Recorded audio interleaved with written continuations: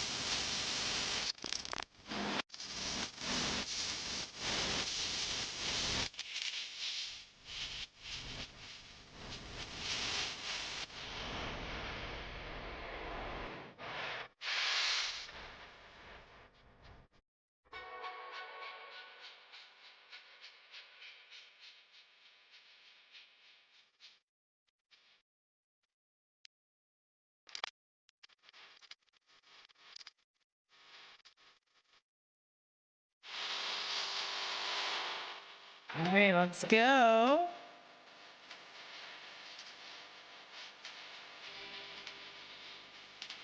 Hello, friends. Whew, welcome. We're starting right about on time. Welcome to the Hummel Show. We chat about all things not sports cards and tractor related. I'm sorry. If that's your thing, this probably isn't the show for you. 813-90 Bubba. Definitely some things to go over, to recap, to get into. Big weekend this weekend. Big week in general. Barp. Wow. Barp was probably my favorite yet, I would say. Saturday night got a little wild, got a little crazy. That's usually not. That used to be my MO. That used to be, every Friday, Saturday night when I was in college. That was the honor. That was hanging out. That was doing the shots. That was doing the. I think I maybe even engaged in a few keg stands or an occasional ice luge from time to time. I used to be just a ball of fun. I don't think I ever did the Edward 40 hands or whatever, but I mean, yeah, I've been seen sipping on some 40s, jungle juice out of a bathtub, disgusting things that I did as a college student. But then you grow up, which is what you're supposed to do, right? And the people that kind of remained in that sort of regiment of heavy binge drinking, those then become the alcoholics. And I met a few after college. People I was very, very close with. We would drink all the fucking time. And then they just kind of kept up that routine. And you go, hey, this is not good for your health anymore. It's actually a problem. You're 31. Get it together. But yes, thankfully for me, I kind of let that go by the wayside. Drinking, getting fucked up, just at least the frequency at which I did it. It's just not that fun anymore. But every once in a while, boy, do I like to let loose. And so I didn't drink at all on Thursday. I maybe had one drink on Friday, so wasn't drunk doing the DJ Hum Sauce. And then Saturday I was like, this is my night. Let's get wild. Let's get crazy. Ended up at a titty bar. Greg, Amy, the Nash brothers. I was dancing up on fucking Tease and Alley, Hot Alley. Oh, Mike Thurman, 1999. Making that shmoney. Appreciate it. But what did you say? For the Felicia. Oh, thank you. Yes. The new haircut. I appreciate you guys. I saw pretty much almost 100% positive comments. I just kind of peeked my head in on Wednesday or Thursday, actually, yesterday. I was just curious of what people were saying because you guys, I feel like a lot of chat. A lot of times you guys are just fucking rude, but oftentimes I feel like kind of like what do they say? Things that never lie, children in yoga pants, and I think there's something else. You know, if you've ever had an interaction with a small child, they maybe say things that are truthful that maybe you don't want to hear, but they haven't learned about, you know, proper social etiquette protocol about things you're supposed to maybe not disclose to a person, you know, because you're being polite. So kids haven't been taught that yet, and they're just stating the obvious. They're just observing something, and they have been known to go up to people and go, why are you so fat? You know, which is a great question and a question that everybody wants to know. But in polite society, we can't say those things. But thank God for little kids and yoga pants, they tell you the truth. So I'm basically saying that to tell you that, yeah, maybe I was like, I wonder what the people of chat say. Maybe they think it looks dumb or whatnot. Now, did that go through my mind when I decided to chop all my hair off? Yeah, maybe a little bit, because it's not just like I work remotely for some fucking marketing company and I can just avatar myself out of a Zoom call. This is, you're on camera, lights, camera, action, and everyone sees you. And then you got to, not only that, but then you've got a running live chat for people to just tell you whatever they want to tell you in the present moment. And sometimes that can throw you off your game. Sometimes that can upset you. We've all seen things in chat, some more than others, that we don't really like, that don't really make us feel good about ourselves. But nevertheless, I was curious, and it was pretty much all positive comments. So I really have to give it up to Amber, which is Nick the Gun Guy's wife. She's a magician. She's awesome. She did a great job. And this is exactly what I ordered. Like, I was like, let's go fucking short, man. I've been attached to long hair my entire life. And I was like, you know what? Let's just fucking try something new. At the end of the day, it's just hair. It's just hair. And I definitely used my hair as a security blanket. I felt like I like needed it to, look feminine, look nice. I thought that made me more attractive. And maybe it does. Maybe it suits me better. I don't know. But I was like, you know what? Fuck it. I'm going to just try something new. Almost as an experiment to just be like, I'm not afraid, whatever. Even if you take away any bit of hotness that's left, like, I'm gonna be okay. I got other things that I value about myself. I think it was more of like along those lines, where not an existential crisis, but kind of, in that direction. What's up, Florida Stanley? $10. I do want to apologize to all the people I lied to on Friday night when I said I would meet you at the dollhouse. I ended up lying. It wasn't an intentional lie. I really was going to go. And I kept telling everybody, yo, are you going to the dollhouse? I'll see you there. I'll see you there. I'll see you there. Because sometimes people, they want you to go.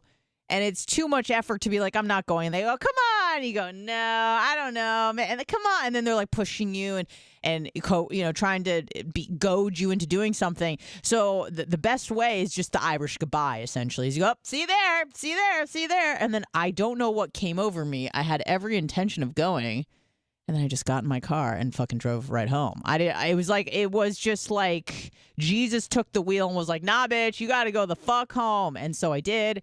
I'm glad I did, because I was able to really save myself up for Saturday night. And listen, on Friday night, I was fucking sober. I don't think you should be walking into a strip club after you haven't been in one for a decade sober. That's probably just not the move. It's just not the same experience.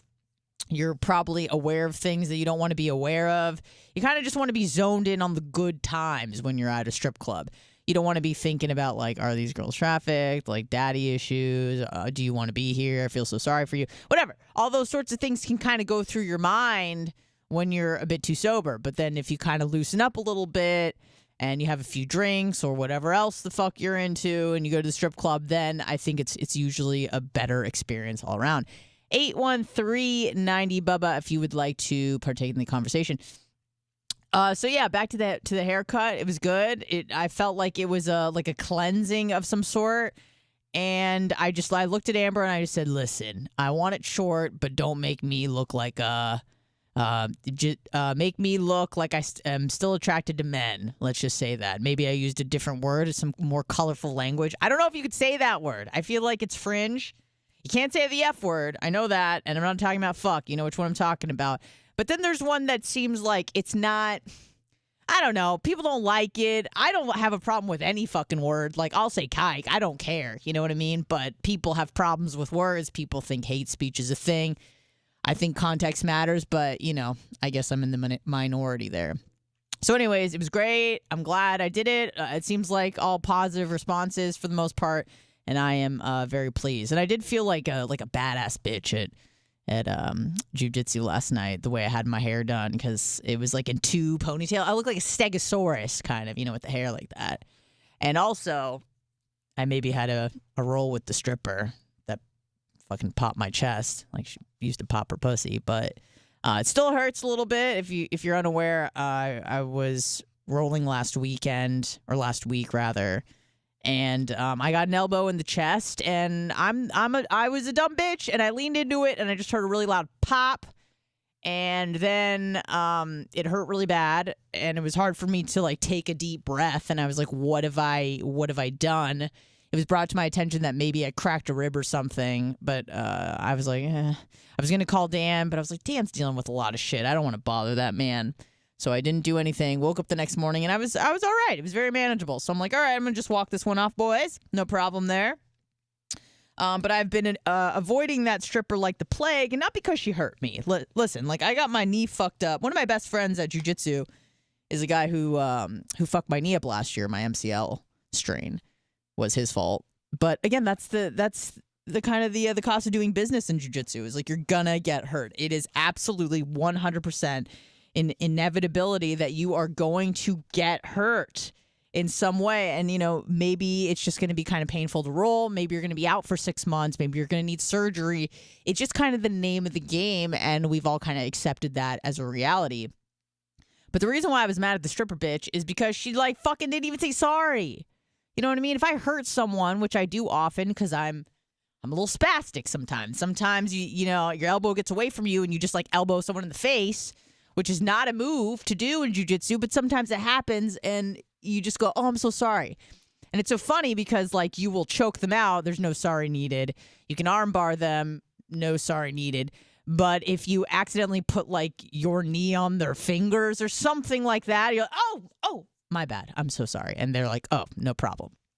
So there's certain things you can and kind of cannot do in terms of, like, etiquette, say.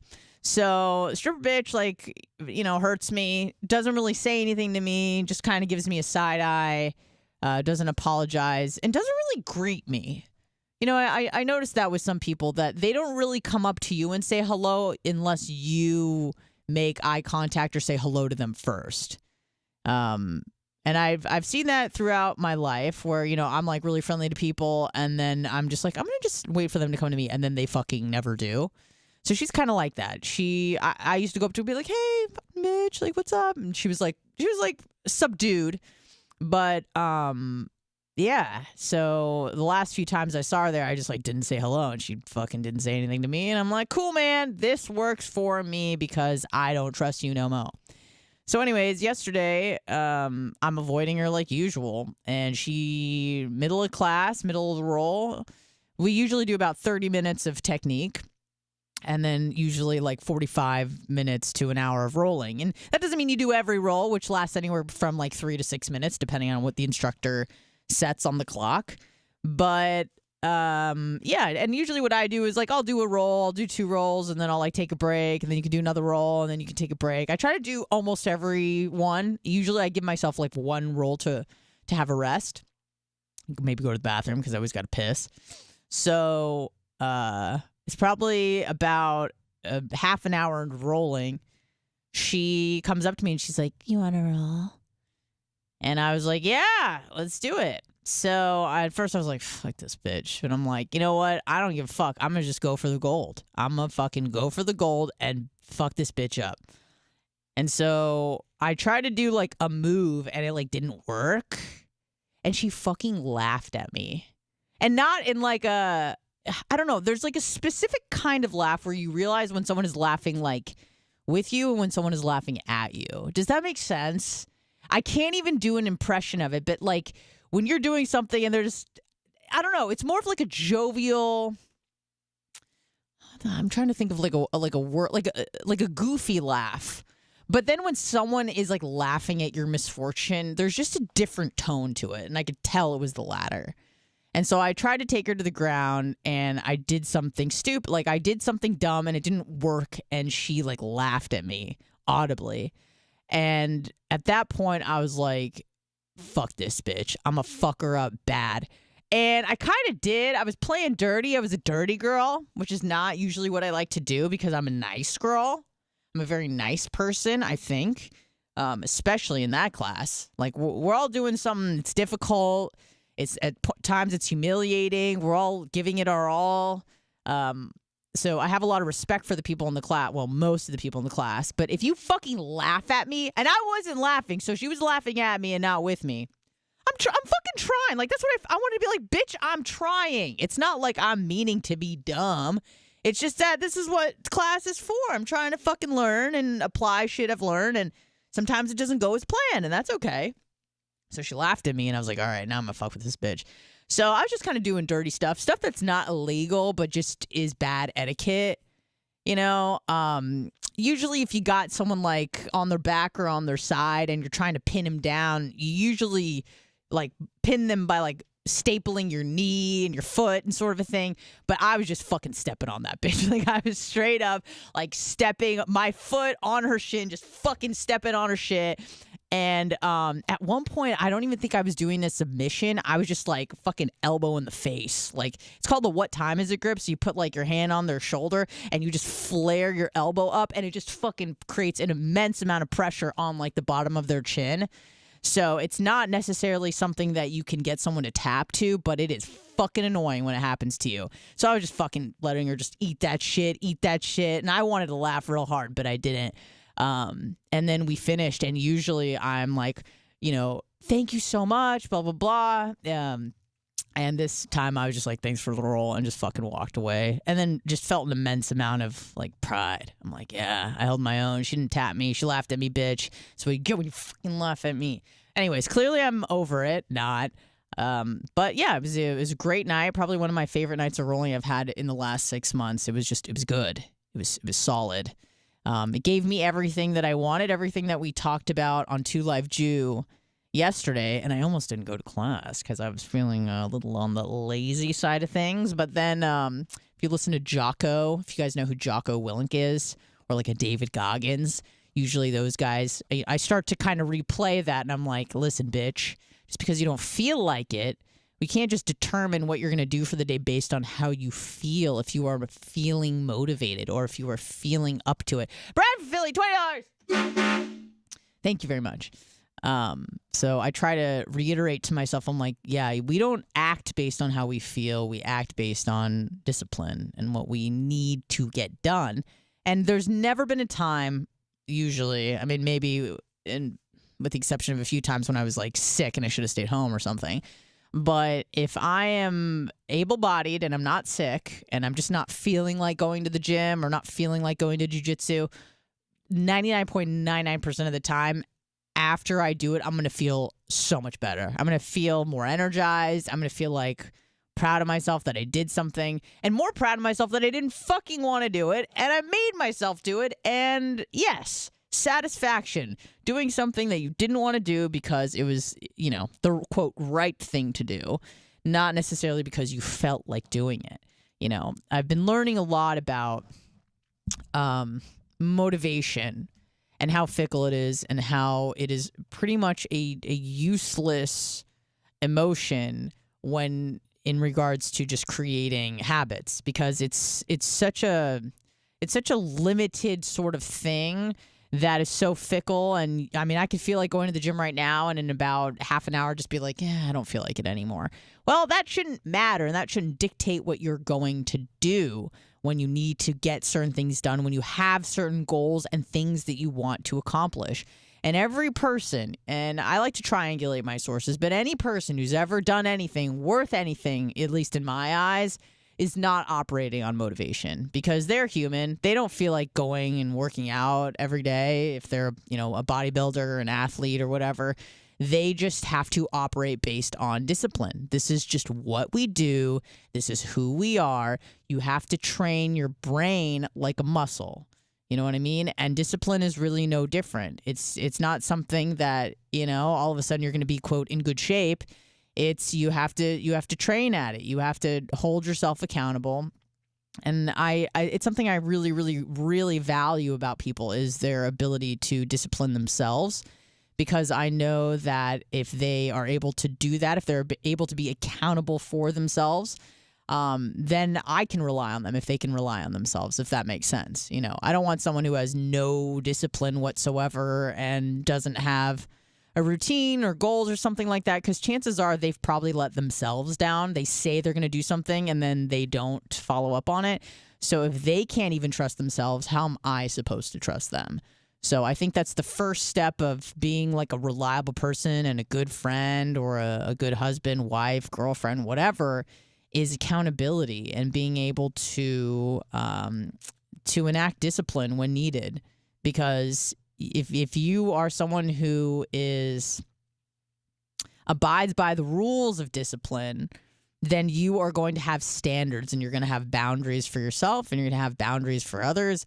And those are great people to keep around you, I think. You got to have a good tribe, people that are into the same things that you are and value the same things that you are. And I don't mean that like superficially about, hobbies and stuff like that. I mean true values. Like what are you trying to extract out of life? What do you want to get better at? What are things that are important to you? Is it your friends and your family and maybe your faith, or trying to grow or trying to have a positive impact on this world for the tiny amount of time that we're here? Those sorts of things matter to me. And so when I find people who are like-minded, I try to, latch onto those people, because it's just good. It's good juju. And listen, I could do it on my own. Like I don't need the motivation of others. I don't need people, cheering me on or anything like that.